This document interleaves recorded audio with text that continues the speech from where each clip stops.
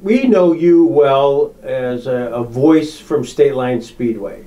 And did that come naturally to the extent that you talked about your dad? Were you a kind of a grease monkey? Was that part of your growing up? Well, Stateline Speedway certainly was. I wasn't the fan that Randy was.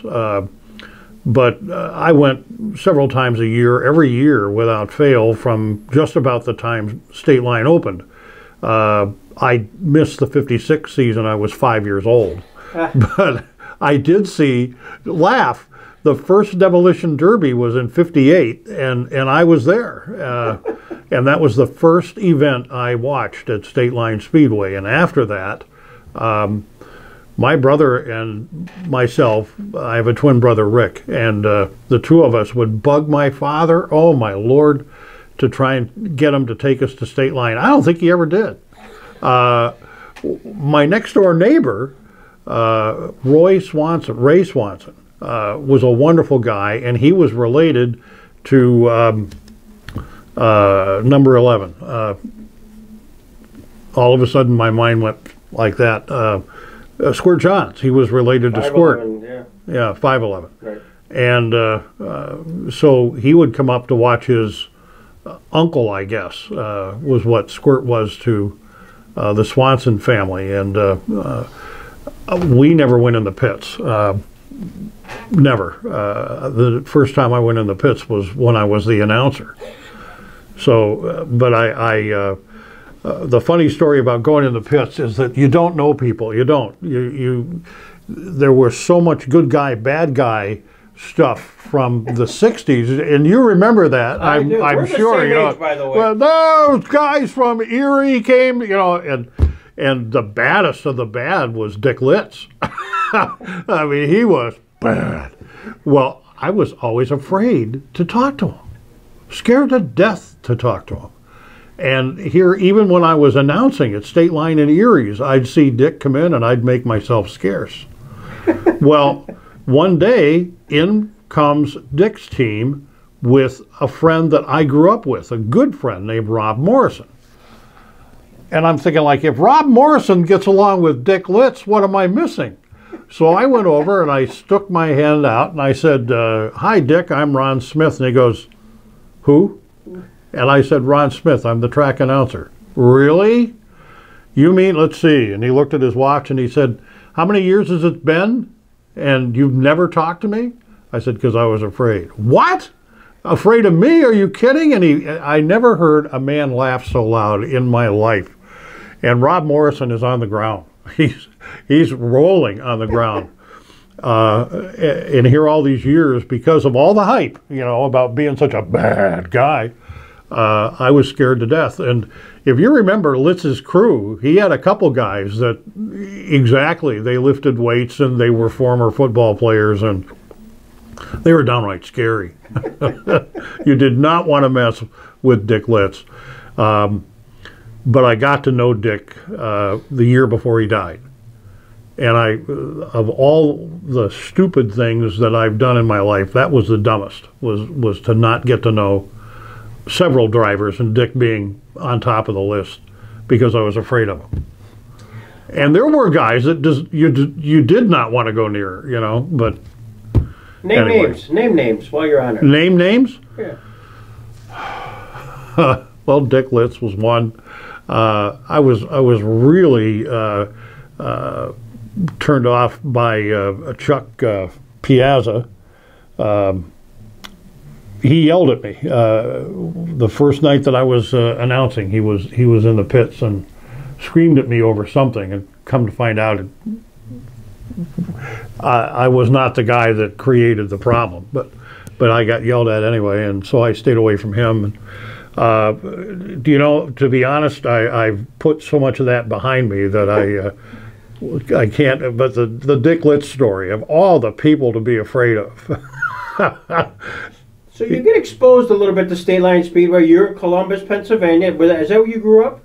No, I grew up in Warren. Oh, really? Okay. Yeah, I graduated from Warren High School. Stateline in our neighborhood was big. We had a garage within 2 blocks of my house called Muntsgaard and Logan. And Chet Muntsgaard was like everybody's grandfather. I can't explain it. You didn't mess around. You didn't get into any trouble. You didn't want Chet to come down on you. But he wouldn't mind if you came out to his garage and worked on a car or whatever. You were always welcome. And he loved kids. Well, sooner or later, things like hooligans started being constructed, and we helped tear cars apart and put in roll cages and all that kind of thing. And you're going to bother to put that effort in. You want to go up and see that car run. And so my brother and I spent quite a bit of time when we were younger at Stateline, usually finding a way up with the team or something like that. But when I got married and went to work in Corey, Stateline was more of a client than fun. And it wasn't until 84, at the end of the 84 season, that Lynn Siemens called me and said, "Ron, Franny wants to talk to you." And I thought, oh no, what could he? Oh no, you know. And she said, "Oh no, it's not bad, really." And he gets on and he goes, he gets on the phone and he says, "So, how are you?" And if you can remember how Franny was. And I find Franny, and he's trying to smooth me a little bit, and I'm, yeah, let's get to the point. I finally said, what do you need? And he said, "You ever thought about being an announcer? My mother thinks you're pretty good." She was a regular listener to my radio show in Corey. And I said, "I don't know the first thing about, Stateline any longer. I don't know the classes that well. I don't know the drivers that well. It's been years since I was a fan." And he said, "You come up and watch for a couple of weeks. You'll get it." And of course, my brother was huge into Stateline still after all those years, and he worked for a company called Siegel and Son. He was their president for 23 years. And so every time we'd go to the Speedway, he'd say, "My steel's in that one, my steel's in that one, my steel's in that one." And he started teaching me the differences and how the cars are built and the technical end of it. But Kurt Thorpe was the first guy to invite me to his shop, and here's how I built my car, and I think you need to know more than just advertisers, and you need, let me show you how we balance the tires and how we weigh the car and how we do all those different things. And so I owe a lot to Kurt Thorpe. He was the one who really turned me into as much of a fan as I was an announcer. Kurt Thorpe, just for the camera, was he related to Marv Thorpe? Yes, he was Marv's son. Okay. Did he have a garage? He had the garage in Sugar Grove, was that? He had, at his home. Okay. Yeah, he had a regular garage, and that was where he worked on his race car. Let me go back before you. Lynn Seaman called you in 1984, and that would have been the year he actually bought it, didn't he? Yeah, it was near the end of the season. They decided that they needed somebody other than Tom to be the announcer, and I think it was Franny's mother said, "Oh, you should call Ron Smith. I really like him." And so Franny did, and that's how it all happened. So Stateline, though, prior to that, was a client of the Corey radio station? Yes. Oh, yeah. And who did you deal with there? That would have been during the Franks and the Briggs and all that stuff. I dealt with Lloyd Williams, and Lloyd was really good to me. He was real easy to work with.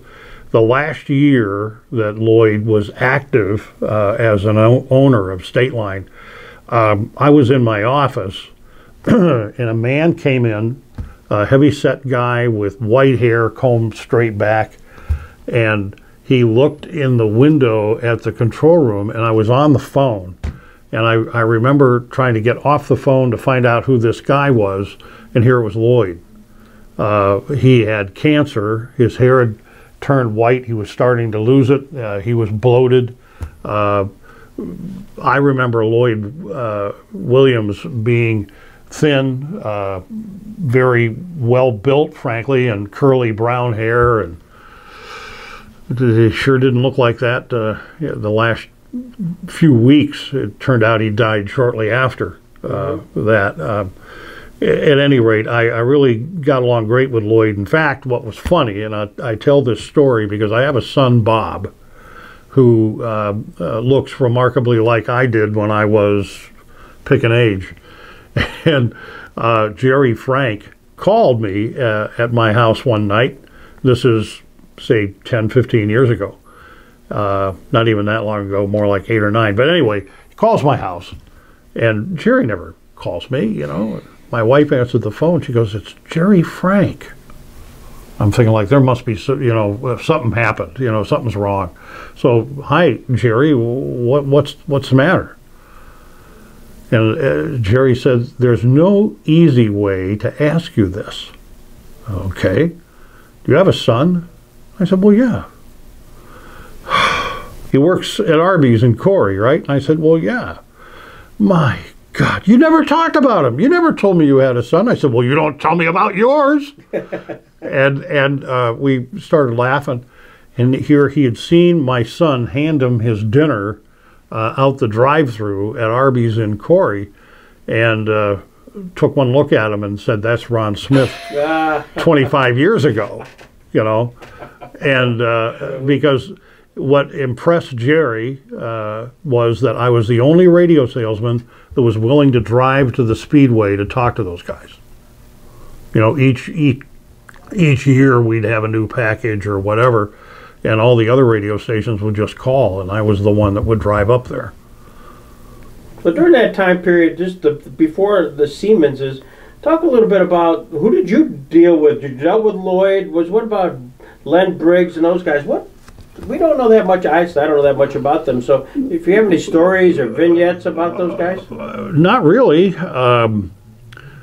Lloyd was like 90% of who I talked to occasionally, because he was the photographer up there, and he did a little PR work for Stateline, but mainly Erie's. I talked with, there we go again. Seidler? Yeah, Olin Seidler. Oh, yeah. And Olin set up a few celebrity races, golf carts being one of them. And if you recall, Craig Briggs won that race. We were all handed these golf carts, and we had to hit a ball with a ball bat. I had fifth runner-up Miss Pennsylvania with me in my buggy. And here's all this blonde hair flowing behind her, and she's hitting the ball with the ball bat, and I'm driving the machine and not doing a very good job at it. And Craig Briggs has got this real souped-up golf cart, and with a horn on it that would play music, and he's blowing his horn at everybody as he's going by, and he had us, I think, 3 laps down by the time. But that was one of Olin Seidler's gimmicks that he worked out with those guys. But I don't think I talked to Len Briggs for more than a minute throughout the entire time that they owned the Speedway. And after they sold it to Fritz, I might have talked to Len Briggs once. And that conversation dealt with the fact that Craig was running a Buick V6 in his late model.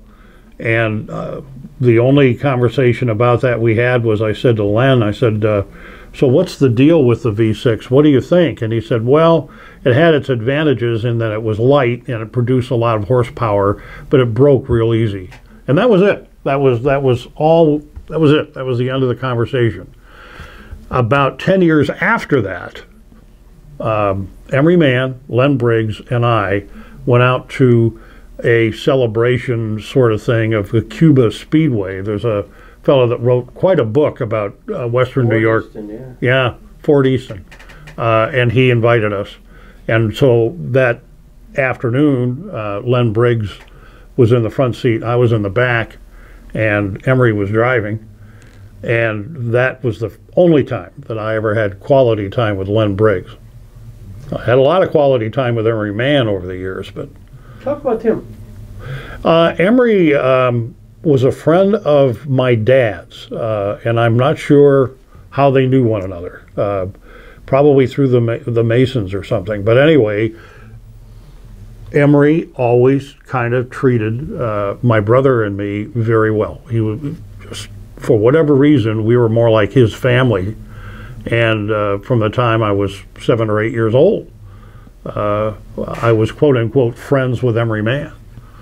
And I, of course, don't remember the first race because I wasn't there at age 5, but I always thought it was kind of neat that I knew the guy that won the very first late model race at Stateline. And I can still remember the look on his face when he won that WHUG invitational thing. They had all these personalities from WHUG King of the Country race, and they invited Emery to drive in it. And he led every lap. Every lap. I don't know how old he was at the time. He was well into his 70s, and he led every lap. And if you could have seen the look on that man's face when he came up to the press box for a post-race interview, you knew that that meant everything to him. Right. That was one of the other things. Today's race drivers have a little bit of marketing savvy, but you know, back in the early days of Stateline, every one of those guys was marketed like a superstar. Mm-hmm. You know, pick a name, any name. They were bigger than life. At least they were to us kids. And today, the drivers aren't getting that for whatever reason. Either the press isn't covering. Of course, people don't read newspapers like they used to, so they don't get that in-depth. You know, radio has just so much time to devote. And being in the pits for all those years doing the Pit Road Show, I had a lot of trouble getting guys to talk to me. Like it was some sort of jinx. You know, don't talk to them because you'll lose. And you know, it's really funny. Most of the time, the guys that I interviewed won a heat. Is that right? Yeah. Maybe you needed to market that.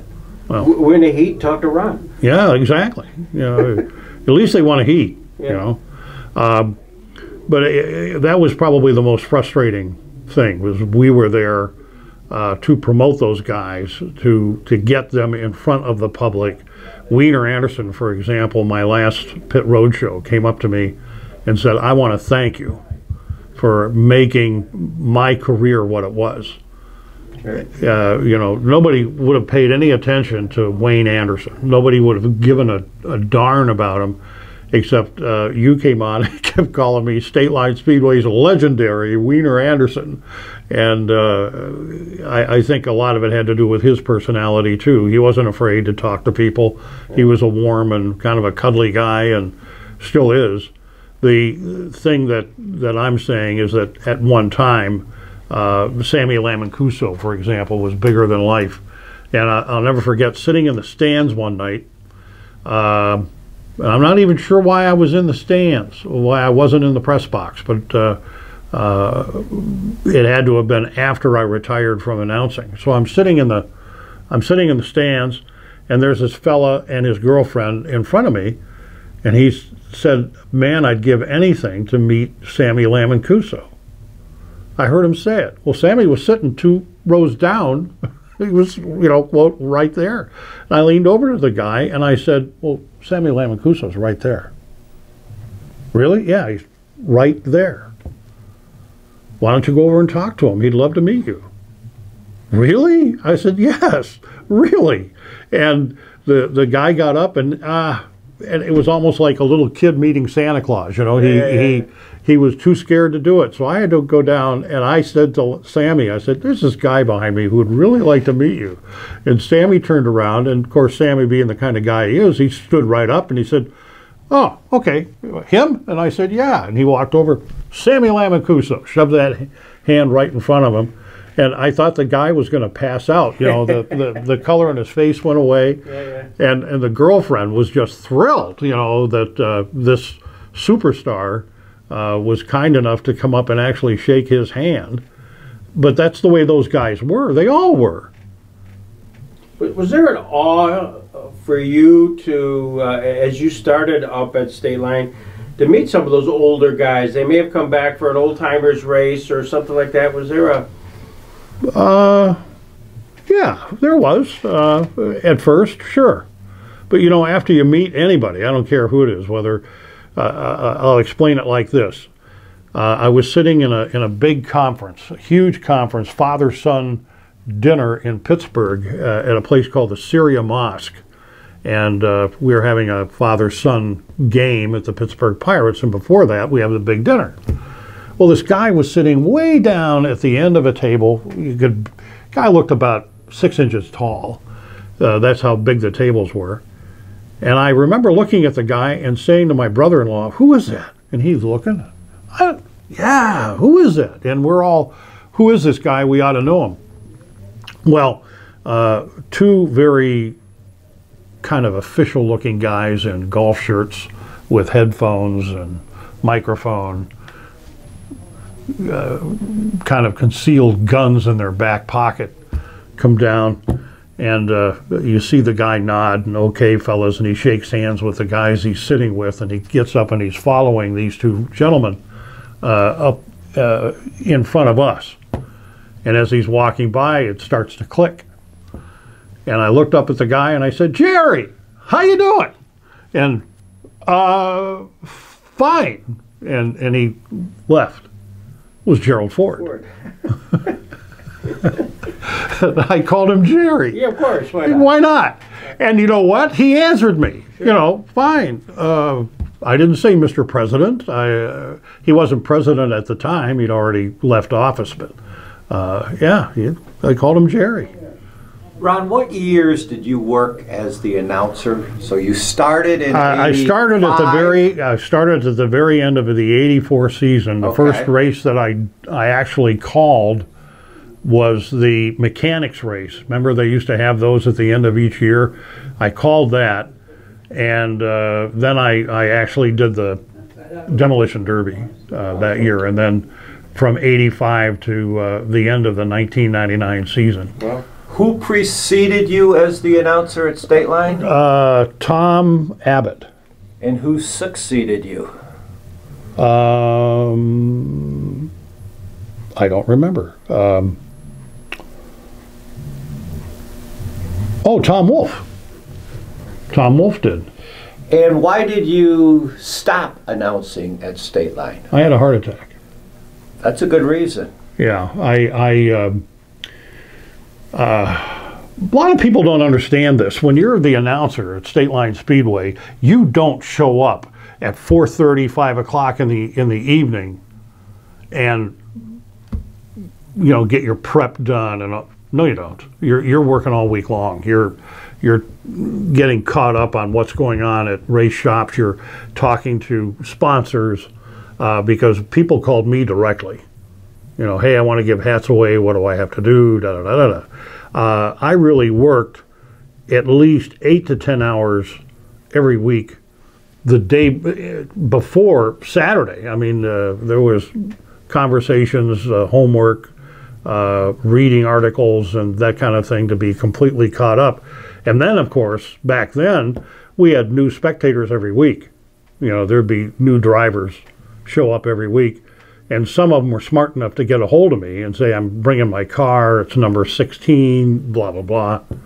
And other guys just, they just showed up. And they used to drive me crazy. And then their wives or mothers or whoever, significant others, would jump my head immediately if you didn't announce my husband's name. "Well, your husband didn't tell me who he was." And of course that wasn't the answer to give them because their stupid husband didn't bother to talk to the announcer. At any rate, there's a lot of pre-work done to be the announcer. And I was working 50, 60 hours a week at the Corey radio station. Then I'd turn around and put in even more time prepping. Now keep in mind I had to do this for 2 speedways. And I don't care who you are, sooner or later, working 26 weeks out of 52 7 days a week, it gets to you. And it finally got me. And after the heart attack, I came back and I did one full season, and my heart wasn't in it anymore to work that hard. Do you have a spotter when you normally do that? I'm just visualizing you in an announcer's box, and you're looking at this whole field. How the hell do you keep track of it? Well, back then, especially at Erie's, Sylvia Daniels and her husband would be sitting right next to me, and they were the best race spotters ever. You know, like I'd be looking over at turn 4 because they're coming out of turn 4 headed for the stripe, and over in turn 1 there's somebody with a problem, and Dave would be, run! And he'd point. But most of the time it was all up to me. Yeah. My favorite non-spotter story was I used to sit next to Lynn Siemens at the Speedway on Saturday night in the press box. And there was a guy by the name of Brian Emery who probably was one of the finest cadet drivers I ever knew. Nice guy. Anyway, back then, Randy, you'll remember that every time they dropped the green, somebody would not like the start and they would do something. They'd stop, or they just pretend like the engine quit or whatever to get another restart. Well, 2 times Emery spun in the same place just outside of turn 2, backed into the apron of the track and sat. And both times they had to, back then, if you remember, communication was a problem. Getting everybody all lined up was a problem. And it would take sometimes up to 10 minutes before you could get everybody where they belonged. And then you'd still have the guy saying, well, I passed him before. Well, wait a minute, we're starting back at the anyway. He had 2 times basically made them restart. And the 3rd time, I see him spin and he sits. And I got on the PA system and I said, well, what do you know? Brian Emery didn't like that start either, and he just had to have another caution. And about that point, I feel this piercing pain in my shoulder. Here it's Lynn. She just crushed me as hard as she could. And she said, his transmission's sitting over there in turn 1. Brian forgave me. That's all I can tell you, but that's one of my favorite. Wished I'd had somebody, backing me up. Talk about your career hosting the Pit Road Show. When did you start that? How did you get involved in it? There's a very interesting history about the Pit Road Show. When I was general sales manager of the Corey radio station, we had stuck our necks out and decided that we would run NASCAR races on Saturdays and Sundays. And the only network that we could pick up to do that was the Motor Racing Network out of Daytona Beach. Well, being a low buck operation, there's not a lot of money at little radio stations, and we had to watch every dime or we were going to go under, and we were always that close.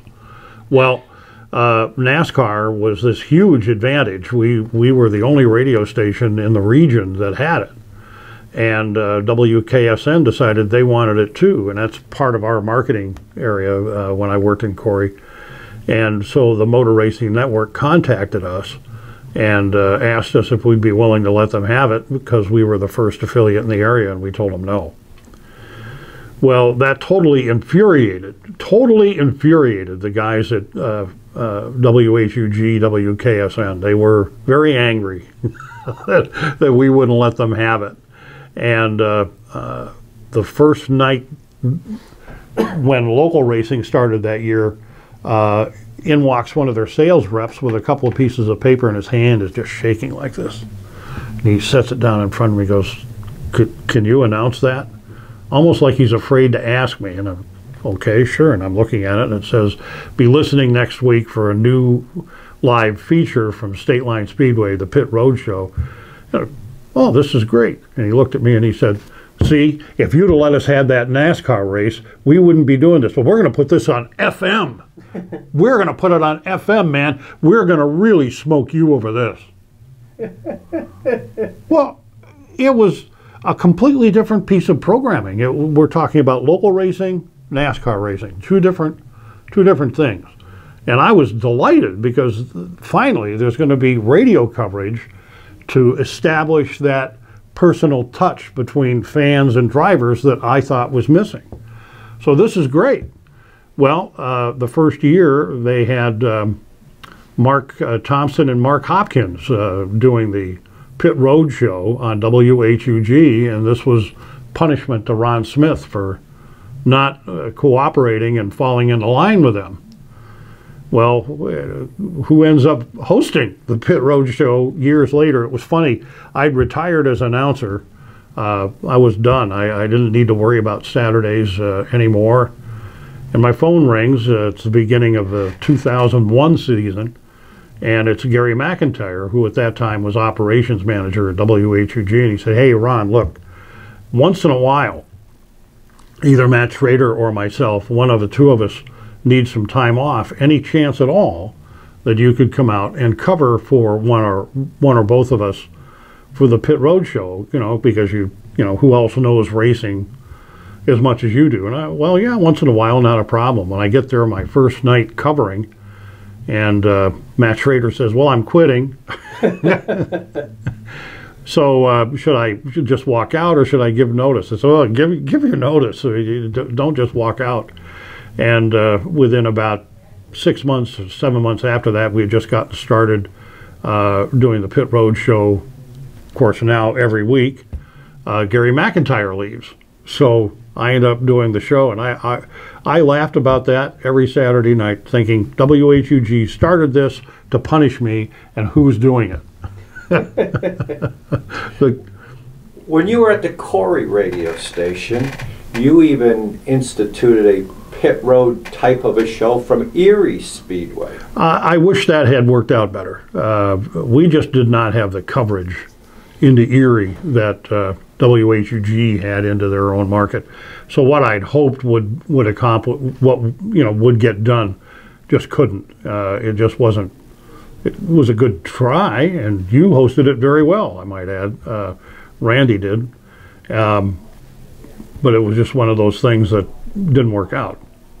We had a lot of sponsors, a commercial success, but we also ran into trouble because most of the NASCAR races were on Sunday afternoon, and I think we actually might have done 3 or 4 actual pit road shows.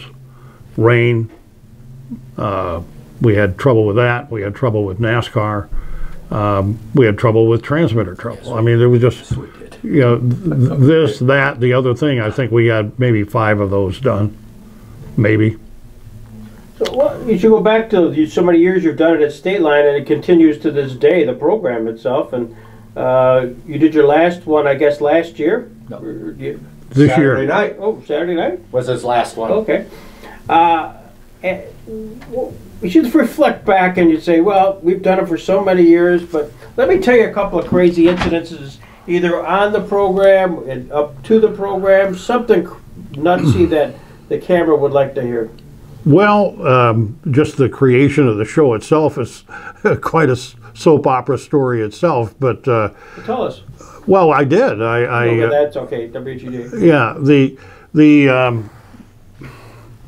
I think the craziest interview that I ever did was with Booper Bear, the old 00. It felt like 100 degrees in the pits. It was a hot August night, really, really muggy, and it was probably 85 maybe. And Booper, being from West Virginia, didn't even have a sweat. I mean, the guy was... I came up to him and I said, if it's not too much trouble, could we do an interview? And he goes, an interview about what? What are we going to talk about? I said, well, you and your car and driving. And I don't know much. And, well, here we go. We're on the air. Boom. And he goes from being this kind of polite, sort of soft-talking, sort of Southern guy to, well, I'm running this for an engine, I'm doing this, I'm doing that, doing this. I want to thank. I mean, it was like he had this mental script going, and in a minute and a half, every question I could have possibly thought to ask the guy was answered, and because he said it all, boom, boom, boom, boom, boom, boom, boom, and there you go. And what I found out was he was used to the NASCAR tracks where that's how much time they give you, about that much time, and you're done. Of course, with us, it was a lot different. One of my other favorite people to interview is married to Ray Evernham now. Aaron Crocker was a Patriot super sprint driver, and not Patriots, but the other series. Empire, yeah, the Empire super sprints. And Aaron actually started a career goal of getting into Grand National, the Xfinity Series, and she ran a couple races. She just did not do all that well, and the drivers just moaned, complained about her. And after 2 starts, that was the end of her career, which was a shame. But she went to work for the Performance Racing Network, doing the same thing I did, which I thought was kind of neat. But when she was driving sprint cars, I would have put Danica Patrick in one and her in another, and she'd have made Danica Patrick look stupid. I mean, she could drive a sprint car, let me tell you. Her first career win was at Erie's, and she never forgot that. What happened was, Stateline Speedway on Saturday night, she flipped, and she did a classic, aerial display that you get with a sprint car, and her car was pretty well wrecked. Well, Daniel Speed Supply took her car in, and they worked all night long getting that car back together and then getting it in race shape for Erie's the next day. And not only did she qualify, she won with a car that was in pieces the night before. But she was really neat. She was just a tiny little redheaded little girl that you wouldn't imagine having, an attitude, She was on Wind Tunnel with Dave Despain. And this was shortly after Richard Petty had said there's no room for women in NASCAR. Big mistake. Well, anyway, I contacted her afterward. I wish I had known she was going to be on beforehand. I contacted her afterward, and I said, the next time you see Richard Petty, you can tell him for me that you got to do something that he never did. He was at Stateline Speedway when he was 20 years old, minus a couple days of being 21. And his father would not let him drive in that NASCAR race that we had at Stateline. He was one mad SOB over that. And I said to Aaron, you can tell him for me that you got to drive at Stateline Speedway, and he didn't. So yeah, she did something that Richard Petty didn't. As you reflect back, so this is really the road show from 2001 through 2018. Yeah. Wow. Yeah, 17 years. How do you grab the talent to come on? Do you kind of roam through and say, can you come, can you come, can you come? Well, because you're a one-man show. Yeah. Well, where we've set up the last few years is right there where everybody has to register. So I see every driver, and some guys are anxious to talk to you, some guys aren't. Matt Urban, absolutely not. You cannot, nor will you ever be able to interview Matt Urban. Nope. Same thing with number 33. Hackett. Yeah. Nope. Can't interview him. Talk to you all day long. Nice guy. Shake your hand. No interview. Anyway, that's how I grab people. Usually it'd be, you know, without any fanfare or anything. Hey, come here. Yeah. Microphone, and let's go. We're going to do an interview right now. When are we going to do it? Now. Right now. We're going on the air now. And they don't have a chance to more or less chicken out. Yeah, yeah. I did have one guy run away. Did you have anybody that actually, because you are live, there's no 7-second delay, where you said, gee, this guy's either been in the cups a little bit or in a frame of mind which you wouldn't want on the radio? It didn't take a lot to be able to look at a guy and know you don't want to talk to him. You know, simple as that. Body language is something I learned as a salesman, and you can read a guy as an attorney. I'm sure as a school teacher, I'm sure, Randy, you understand exactly what I'm saying. You can look at somebody and know not a good idea. Mm-hmm. There were guys that looked threatening as all get out and turned out to be the nicest guys and more willing to talk to you. Daryl Green.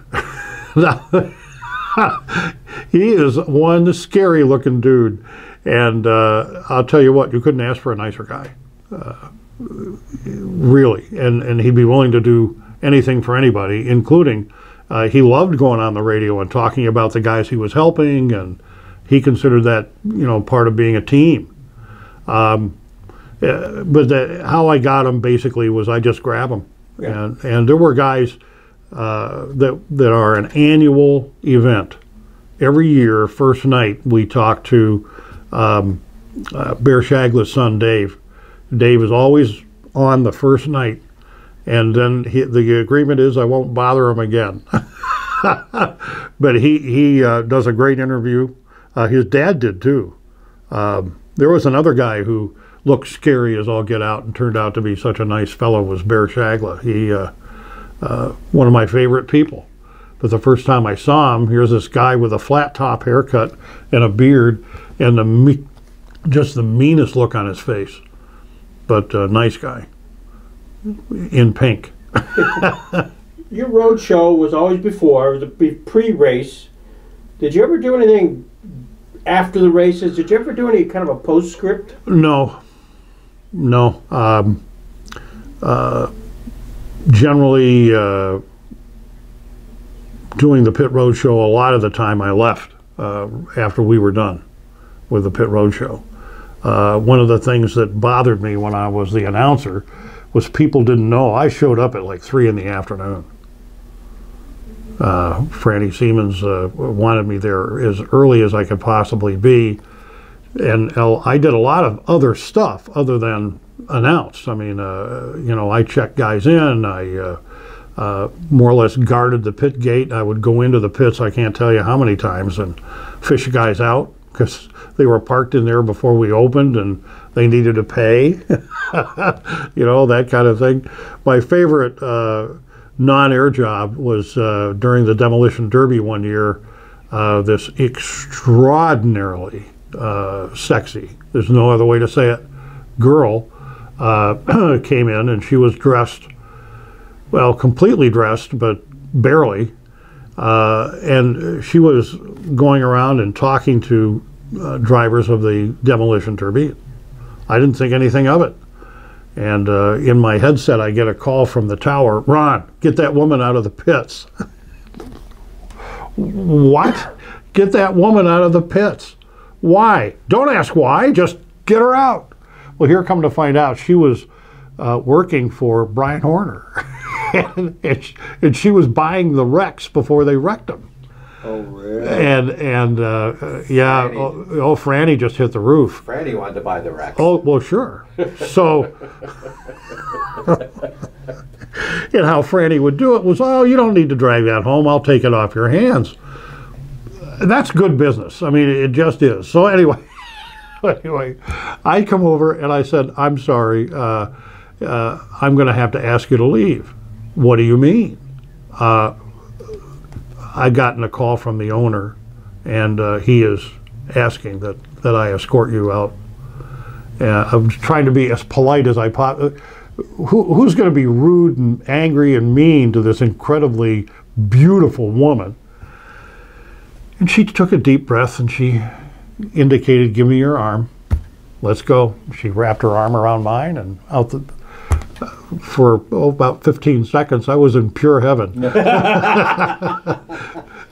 Ron, how has racing changed from when you first became involved until, well, now you're out of it? How has it changed? Well, it's changed in that the fun is gone. Period. End of story. Way too much emphasis is being placed on technology. When a super late model team has to put $150,000, $200,000, $300,000 into their equipment, into their trailer, into their car, into all the other stuff, including now hiring an engineer to help set up the car and design it, and then win $2,000 on a Saturday night, and that's if they win. You know, there is no money in a lot of the classes at Stateline any longer, because too much emphasis is being placed on ultra high technology.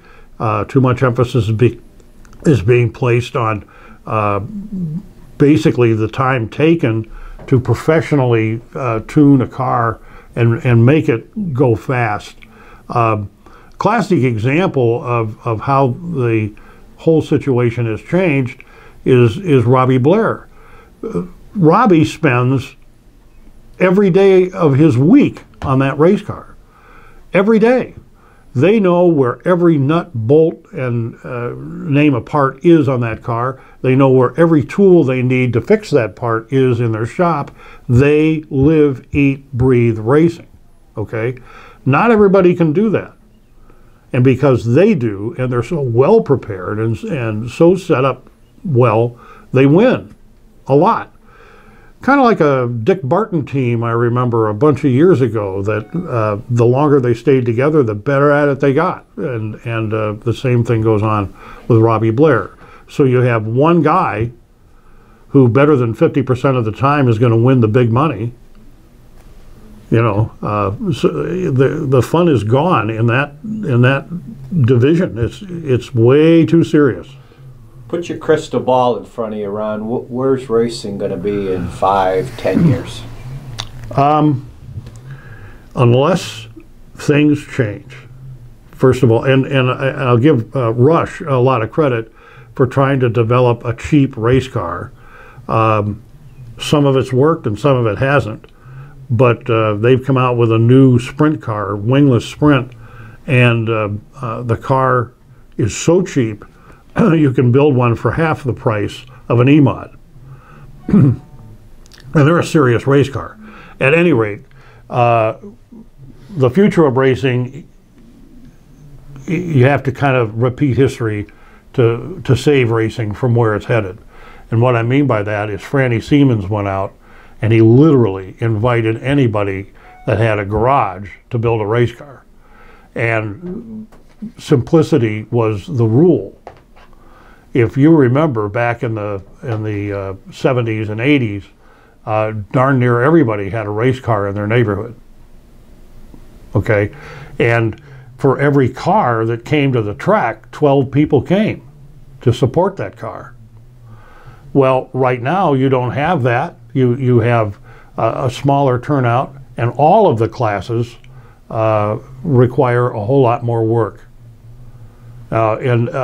Whether or not the fan is asked for that, I honestly can't tell you, but the Challenger division is the only pure stock division left, where you can actually find an older car, put a roll cage in it, bring it to Stateline and run it.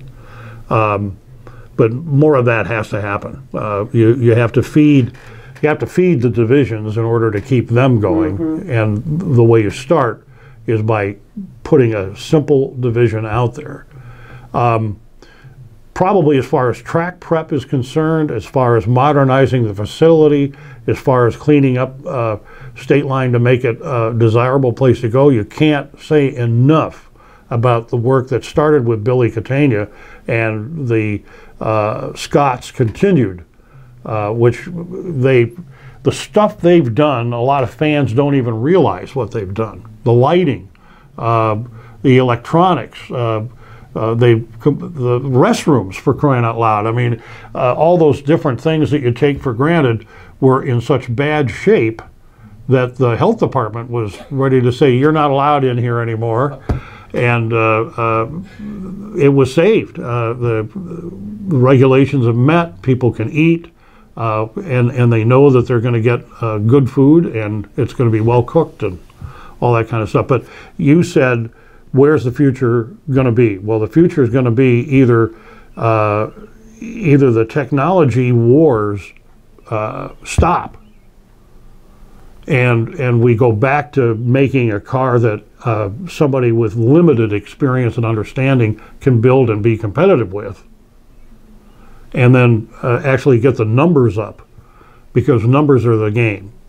If you go back to Stateline Speedway in 1956 and look at what they had one division. They had late models, and that was theirs, but nobody else was running late models. So they had that advantage. They were also hooked into NASCAR. They were hooked into ARCA eventually. So they actually had feeders from out of town occasionally. But the other part about Stateline was that they realized they needed to build numbers, and they came out with a sportsman class. And the sportsman was like, run it, bring it in. The only thing you're not allowed to do is put a V8 in it. You can run a flathead or a straight six or whatever you want. And those guys built the other classes. They basically developed a hooligan class so that people could have fenders instead of an open wheel venue.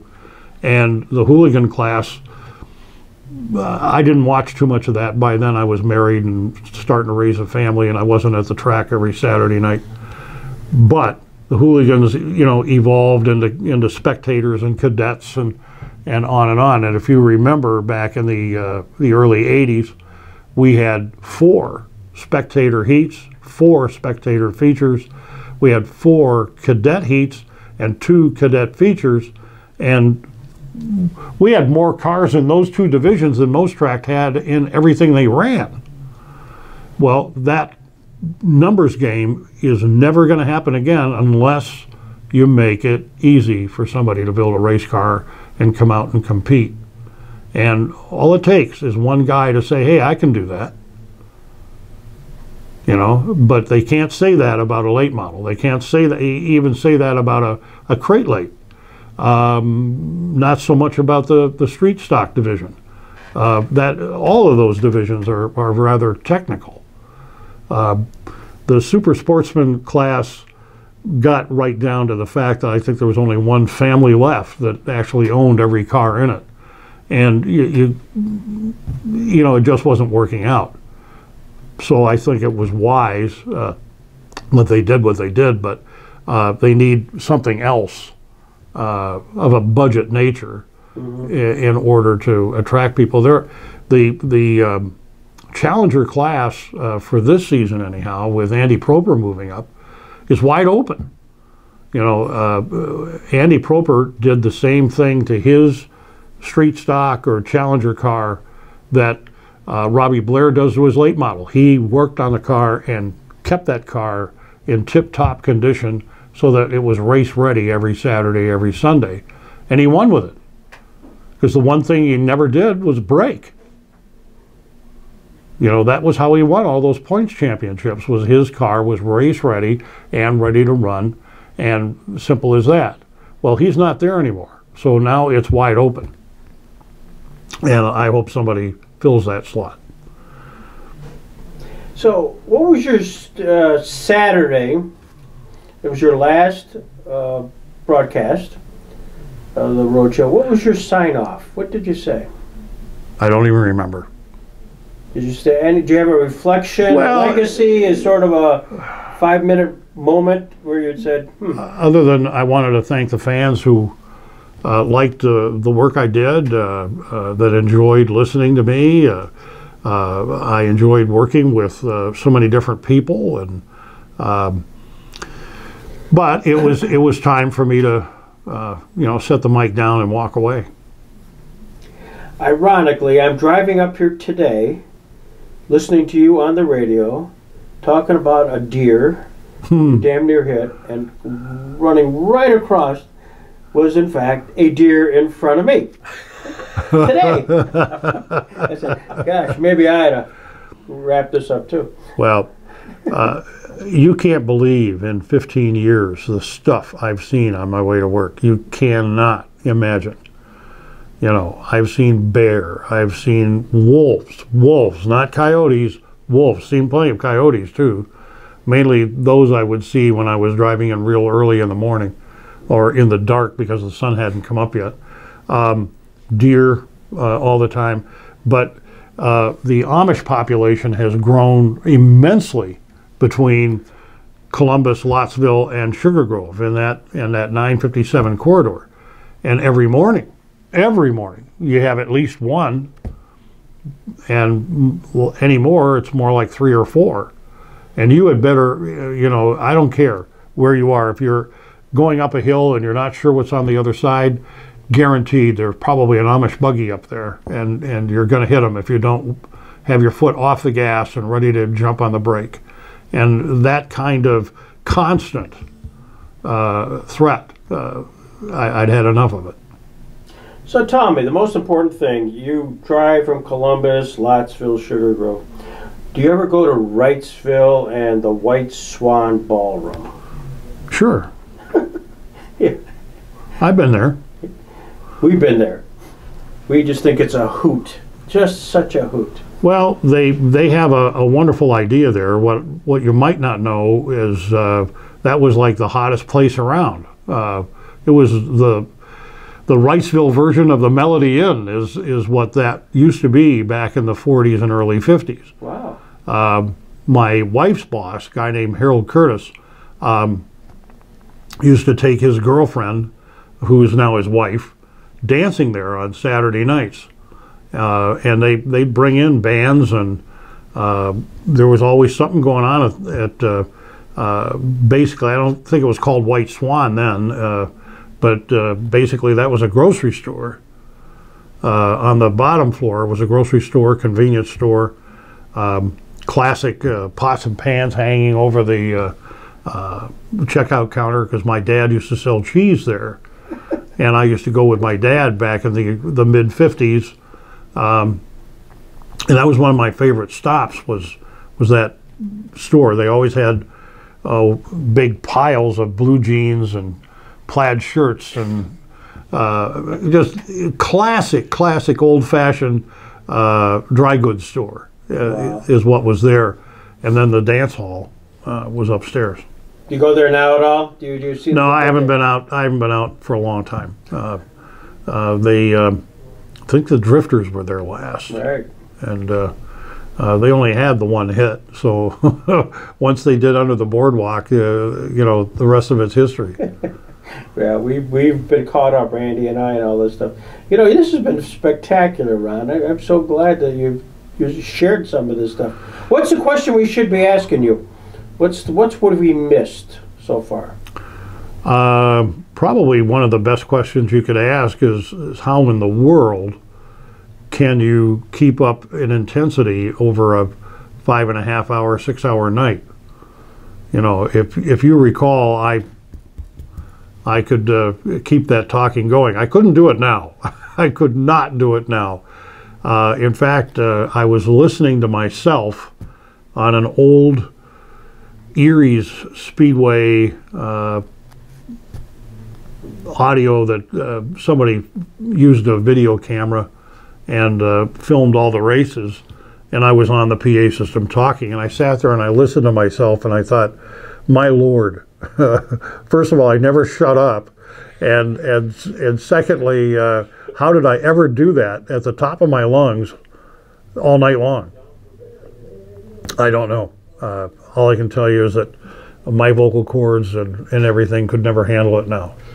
Wrap this up, Ron, with your, I guess, legendary call. to start? Oh, there's a great story. Come on. Okay. You gotta do it. It was winter. You were there. You heard me tell the story when I got that loving cup last year. But what it is Doug ex-wife Tracy was a checkout counter girl at Quality Markets in Corey. And one snowy Sunday evening, we were out of bread and we needed milk, and we had been somewhere, and we stopped into that particular location of Quality. And there Stacy was. There was a line, and there Stacy was checking people out. And she looked up and she spotted me standing there. And all of a sudden, the cash register stops. And she steps aside and gets down on one knee and does this. Ron, you've got to do it for me. You've got to do it for me now. And I'm thinking, like, what? You know, my wife's standing here. What? What is it that I'm supposed to do? And all I could think of, and I looked at her and I went, "Spiky Hill with a green flag. Green flag is down. We're racing." And she goes, "Oh, thank you." And then she went back to the cash register. And this elderly woman turns to me and she looks at me and says, "Honey, if that is all she wanted, you should have charged her."